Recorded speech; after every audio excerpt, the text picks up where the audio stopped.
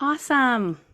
Okay, I'm on with Miss Natalie. We just pressed record. I'm so excited to get to talk to her today. I'm so grateful that you came on. And Natalie's someone that I've connected with on the Instagrams like way back in the day when I first made the account. And I've just loved getting to learn from you, connect with you. Today, we're going to talk about all things neurodiversity, neurospiciness, and maybe how that comes into play with a lot of what I talk about on Instagram. So this is just going to be a really fun, off the cuff, neurospicy. Let's get to know Natalie and learn from her call. So Natalie, thanks for coming on today. We did it. Thank you so much for having me. I'm so excited to be here. And yeah, this is what I do. This is what I live and breathe. This is my bread and butter. And I think what I spend most of my time advocating about, talking about, and experiencing as a neurodivergent adult navigating life myself. Well, I know we have lots to get into from like what is neurodivergency, what is neurospicy, and what that has looked like for you or definitely for me. But first of all, tell us like a little about yourself. Where are you from and what do you do now? Yeah, absolutely. So my name is Natalie Aguilar, and I was born and raised in Los Angeles. I have always had an interest in psychology ever since I was a little teeny tiny little girl. I remember my mom used to take me to the library, and sometimes they would have these like they would give away like free books, like free informative books, like encyclopedias or textbooks, things like that. And I'd always get the ones that were psychology related. And when I got to college, I went to UCLA for my undergraduate degree and I studied psychology. At the time, I thought I wanted to do pre law, but I quickly changed my mind because I'm like, if college is hard for me, um, how am I going to survive law school? And that like totally scared me. I got involved in research with a lab studying the educational outcomes of homeless children. And that's Mm. kind of how I got involved in educational psychological research, psychological assessments for children, and different things like that. And after that, I had a few different internships and research experiences and went to graduate school, got my master's degree in education counseling from USC, um, became an academic coach and learning scientist there. I had lots of different, internships in research and ethics in research and, working with students who were neurodivergent or who had other unidentified learning differences. And so that's kind of where my passion began, really working with people with disabilities. Mm. And after that, I graduated. I applied for PhD programs, got rejected from everywhere. And my boss at USC actually recommended me to work and build a learning center at the university I work for now. And I just want to say, me sharing all of this is not representative of the thoughts or views of where I work. Mm-hmm. These are my thoughts and my views. I feel like I just have to kind of provide that Yeah, disclaimer. sure. And, Yeah, it's you. I have, I built that program from scratch, which is essentially a one-on-one life coaching for neurodivergent adults program. Dang. And a year after building that program out, I went back to school to earn my doctorate in human development and psychology at UCLA as well. I've not finished yet, so I'm not doctor yet. I'm working on my dissertation. I'm finishing a few different research projects, but I've done all my coursework and I've done a lot of years of schooling. I feel like I'm a career student. Mm. Um, but everything has revolved around working with neurodivergent adults and other minoritized populations. So, specifically, people with disabilities, especially individuals with autism or ADHD, Mm-hmm. things also like CPTSD, anxiety and depression. Those are kind of like my special areas that I'm most fluent in. And then working with the undocumented community as well. That is so awesome. I just hear that and I'm like, dang, you should be so proud of yourself and you've accomplished so much. And then I'm like, oh my God, I want to ask you 60,000 bajillion questions. So I'm really happy that you're here. And You. for everyone listening, I mean, I've talked to you many times, Natalie, but I'm also like learning about you along with everyone else. So it's fun for me to just learn more about your big experience. And I'm like, wow, that's a lot of schooling. Good for you. Yes, a lot of schooling, a lot of working because I've worked full time the majority of my Wow. graduate school experience, both for my master's and for my doctorate degree as well. And I worked a ton as an undergraduate student too. I always also worked in fields or things where I was applying the theory and the research that I was at the same time learning and Mm, studying and creating. So I think that I'm a research practitioner, right? I'm a researcher and a practitioner. I hmm. practice the things and the theories that I study. And I think that that is so needed in our spaces, right? Like we need to be consumers of knowledge, but also people that apply these different things. Yeah. Wow. Okay, so cool. Before we get further too, I wanted to ask, what are your pronouns? Oh, my pronouns are she, her. And then I have on here on the Zoom call, it says ella, which is just her in Spanish. Okay, awesome.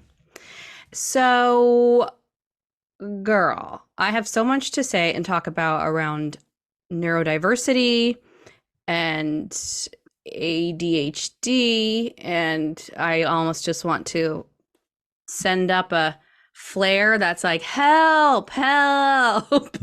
I've started learning more about neurodiversity recently. That's like a newer word for me, but I was like, oh my God, like that's why. Wow, that's why. So there's lots to talk about as far as neurodiversity. But what does neurodiversity mean to you? If you were kind of explaining it to someone, like to a 5-year old, what does it mean to you?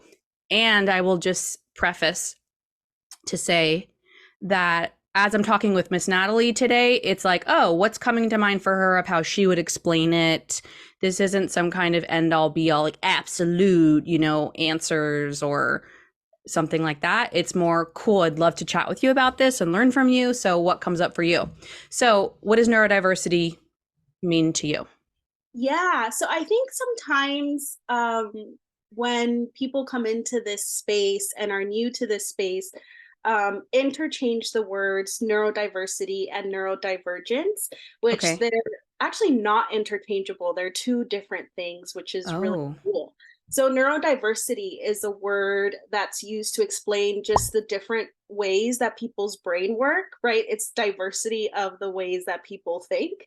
Mm-hmm. And being neurodivergent means having a brain that works differently from the average or neurotypically developing person. So, a person who is neurodivergent, such as someone that has an autism diagnosis or ADHD diagnosis, or someone who has depression or CPTSD, right? Because your brain changes, it actually, you get brain damage from that, or experiencing trauma. Mm-hmm.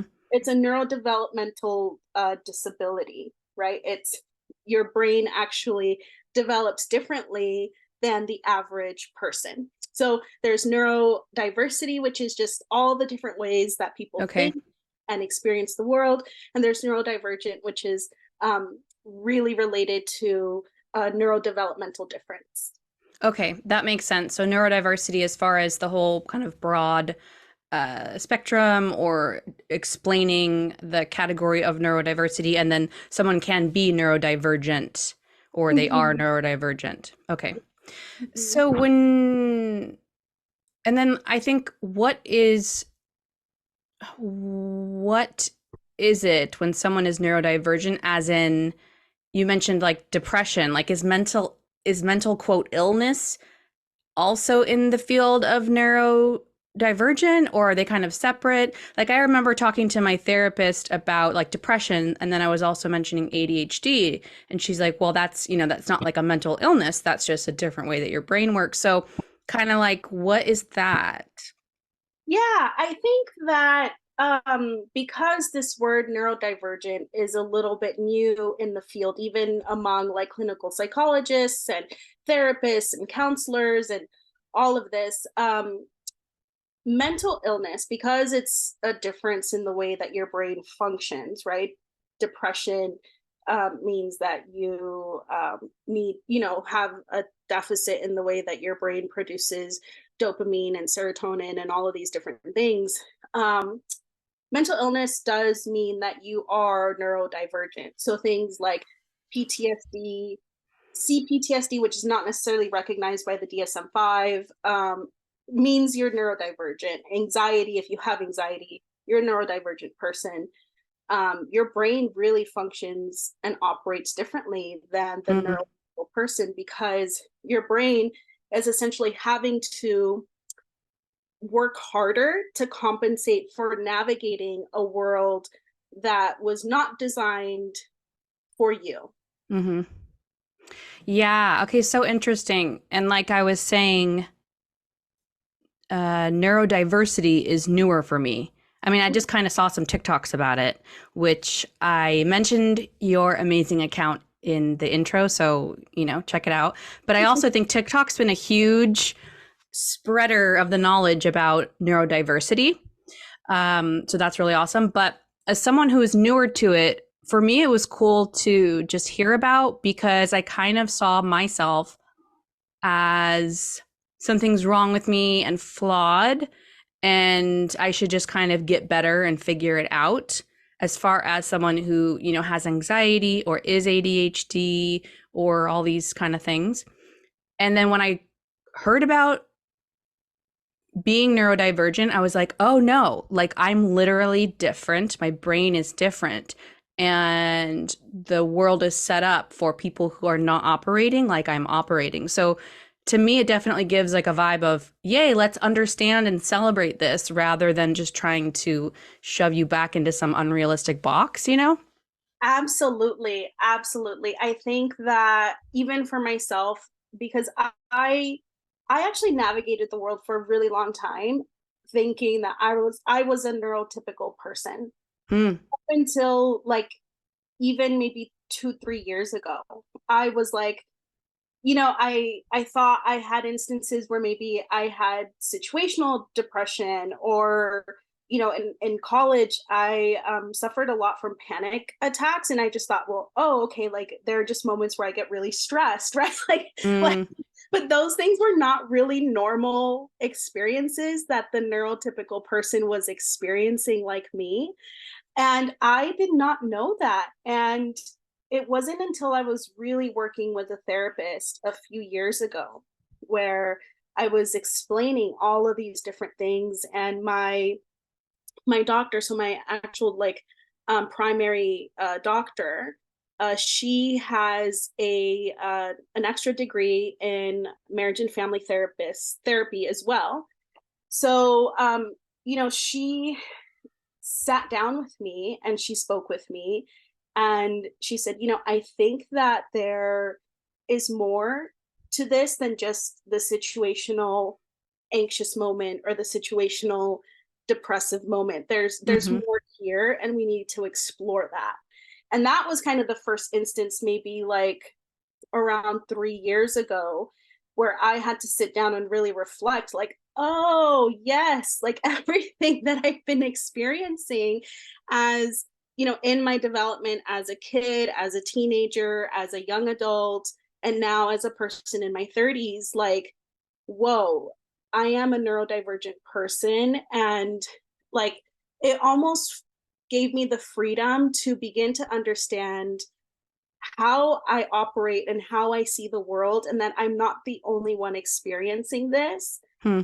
That, like, oh, I'm not just a neurotypical person having a hard momentary moment.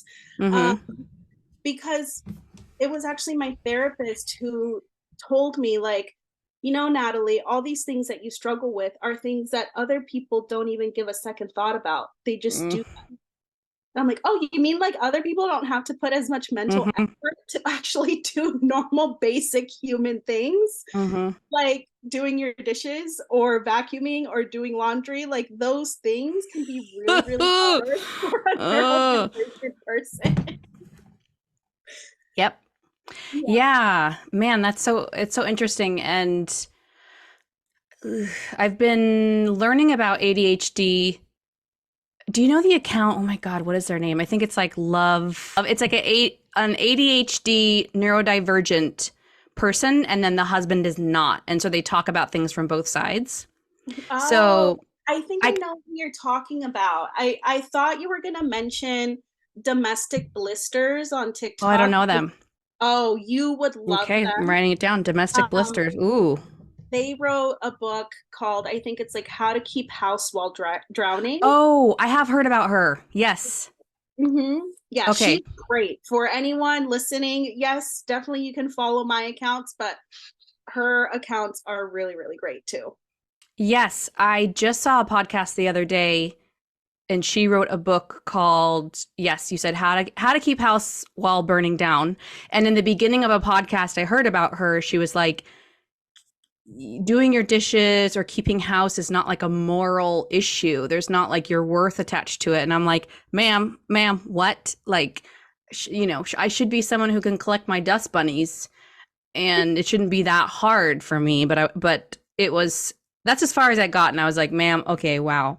But so I have to check it out. But the R ADHD Love, that's their Instagram or TikTok. And they talk about it from both sides of what it's like to be neurodivergent and then have a partner who's not. But I've learned so much just recently, which has blown my freaking mind about ADHD. And the fact that that information was blowing my mind, I was like, I need to learn more about neurodiversity and being neurodivergent.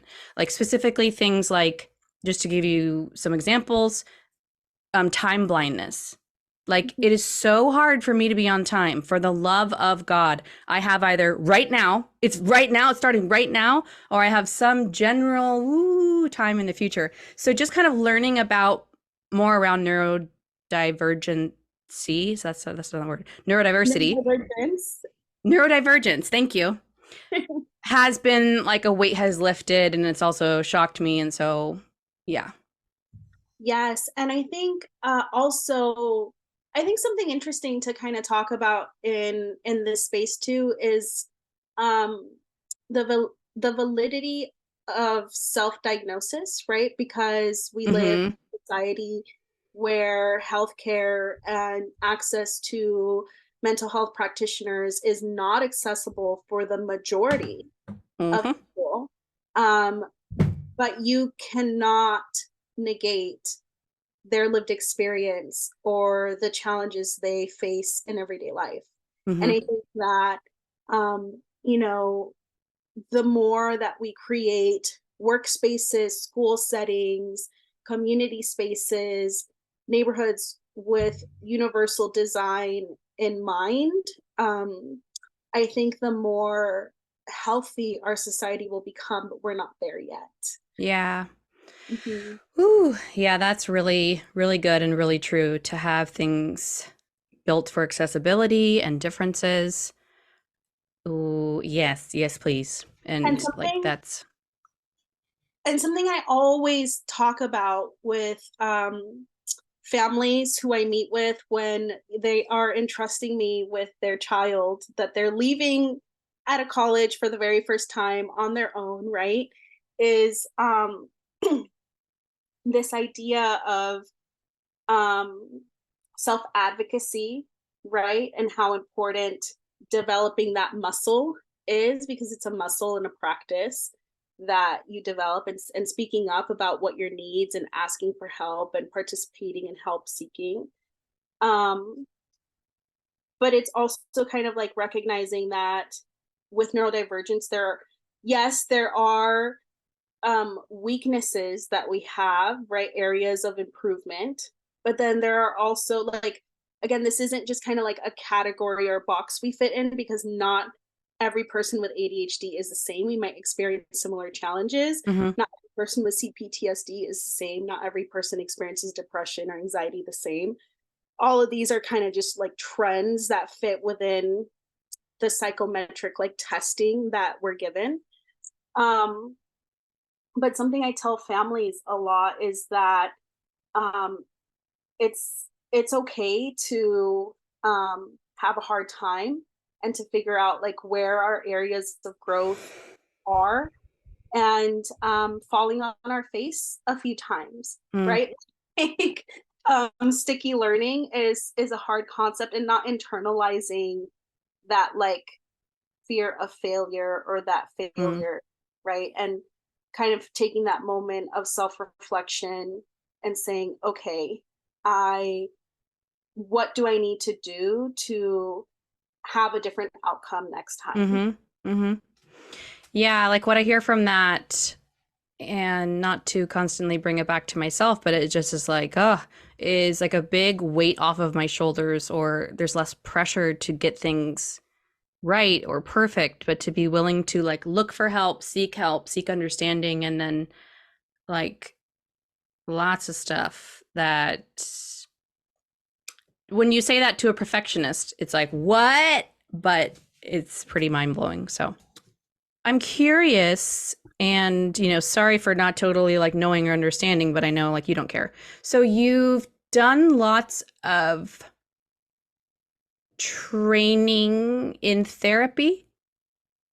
I Uh? so yes, yes, What? yes and What? no. Yes and no. So um a lot of my experience is clinical. My degree, like my master's in education counseling, we had to take lots and lots of practicum classes where we were doing therapy and counseling skills and Wow. practicing therapeutic skills. I forgot how many hours. It was like hundreds of hours of supervised clinical training, under the supervision of a clinical psychologist, right? Like lots of feedback.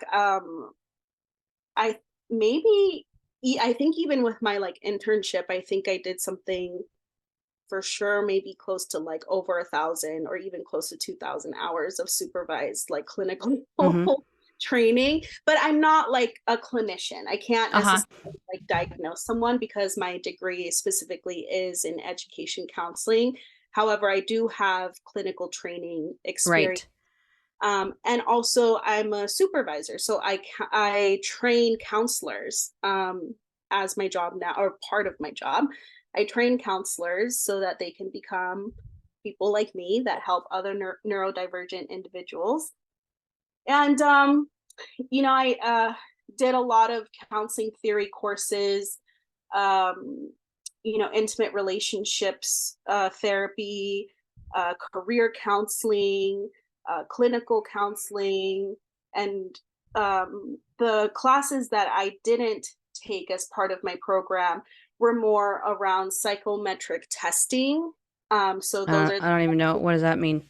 that's like testing to like diagnose someone with Okay. disability or things like that. Or even kind of like educational testing, right, to see where someone falls um, under like a learning disability or something like that, or reading Mm. scores, things like that. Um, and then I didn't take classes on medication. So like Uh-huh. psychopharmacology, that's what it's called. So Okay. those two courses were the ones that are the ones that I'm missing that would make me eligible to apply for a to apply for the license to be a clinical practitioner. Mm-hmm. However, for my field, I didn't necessarily uh, feel like I needed to have a clinical license because I'm not delivering therapy. Mm-hmm. Um, and that's what I think the difference is between like counselors within an education setting, clinicians in an education setting, and clinicians that can be clinicians anywhere. So I think with what you talk a lot about on your platform is like, oh, well, you have to understand who you're buying from and what their credentials are and what their scope of practice is. but Mm-hmm. also it's up to us as practitioners to be transparent in what our scope of practice is as well. So I would never pass myself off as a clinician because I'm not. Mm-hmm. Uh, but I am a counselor because my master's degree is in counseling. Yeah. Okay. That's so cool to understand. And I was curious because I don't know much about it, but also, so you are a counselor, but then you mentioned you do coaching. Is that Mhm. right? Did I get that right? Yes, yes. I do specifically academic coaching. So anything around a students or college students, like academic, social, and social life, right? Like anything related to their life within Mm. college. And then I also do executive function coaching. So anything related to ADHD, autism, neurodivergence, because that's what all my training and my experience is in. Wow.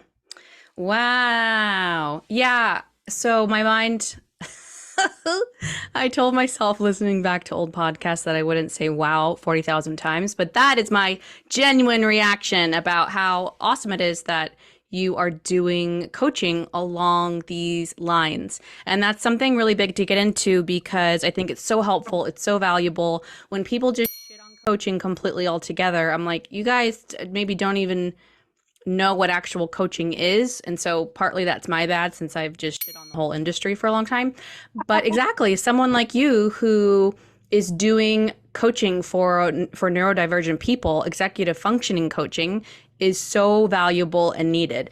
I saw a TikTok of yours. I'm going to see if I can pull it up just for like what you were sharing on the front of it about you were sharing how like in the past you had suffered from things like panic attacks, constantly running late, something like feeling I had saved it, feeling nervous. Yes, I found it. I found it. Okay, unable to focus, self-hatred, being $20,000 in debt, unable to answer basic emails, Mhm. crying in the car to and from work, constantly asking people to repeat themselves. Oof. Um, late to work every day if I didn't say that one, can barely even shower. So holy moly, like how needed that is. And I just feel like so many neurodivergent people, whether they know they are or not, can relate to that. And then how you've spoken about working on that, how to better that, how not to fix it, but like how to not have that experience and how to understand what is going on. So I would love to hear. I would love to hear more about how to not have all all these things. I think I have to really super acknowledge my privilege in this, in that when I was experiencing all of that, I did speak to my doctor and I said, hey, like this is everything that I'm experiencing. And Mm-hmm. she did a whole um like intake with me, like psychological intake with me, not to necessarily like diagnose me, but to see what my areas of need are and to see like what accommodation should be requested for me at work. And so for 6 months I worked remotely, because I was really, especially after COVID, I Mm. was struggling. Like during COVID, I was killing it at work. Like I was able to just sit down and focus. I was able to like kind of keep up with my house a little bit. I felt like I could actually have relationships with people, like really pour Mm. into my friendships, um, Yeah. develop a romantic relationship with my partner, right? Like that was kind of the beginning stages of that relationship. And I felt like my life for those 6 months was really coming back to a place of normal, Mm. or a place where I feel like I could handle things. And I think I do have to acknowledge my privilege and say that, you know, because employers within this like capitalistic society oftentimes do shady, illegal things where, if you don't have a job where you can request to work remotely, right? Like if you're in the retail space or Yeah. anything like that, or even in the healthcare space as you're in, like that's not necessarily a possibility, right? And Yeah. so I do have to acknowledge my privilege and say I did request, work accommodations. And I said, and it's so weird because even though I do work at a place that is super open to that, like not every HR process is perfect. And maybe it's my own internalized experience, but I felt when I was being interviewed by HR about the legitimacy of me needing these accommodations, I almost felt like I was like being questioned about whether or not like I actually needed them. And that could Not again not surprised.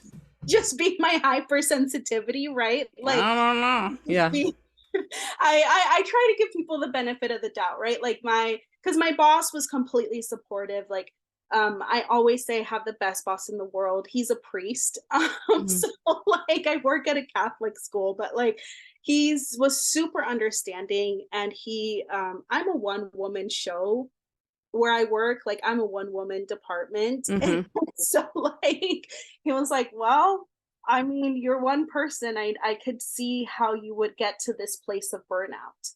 And I requested those accommodations and just cutting out my commute for those 6 months did so much for my mental health Hmm. because my commute, I was spending 3 hours a day in the car, like an hour and a half there, an hour and a half back. And it was just really challenging. The anxiety of even leaving 10 minutes late to work, which would then make me an extra half an hour late, Mhm. would hijack LA my traffic. yes, it would hijack my emotion regulation ability to emotionally self-regulate. I would end up in just complete having a panic attack Hmm. and just having a meltdown, like just having a complete meltdown, like, oh, like I couldn't make it to work on time. And then just having this self-hatred of like, I am such a loser. I can't even get to work on time. Like, what is wrong with me? Mhm. And that's not true, right? I'm not a loser because of that. Yeah. But Yeah. that's how I felt. That was like my own self-talk. And I don't want anyone listening to this to like take away that because you late to work every day that makes you a bad or immoral person. It just means that you need extra help or extra accommodations. And that's when I began to like really ask for accommodations, right? For me, it was working remotely. When I came back, it was coming back on a hybrid flex schedule. Thanks for watching. Stay tuned for part 2 with Natalie on neurospiciness.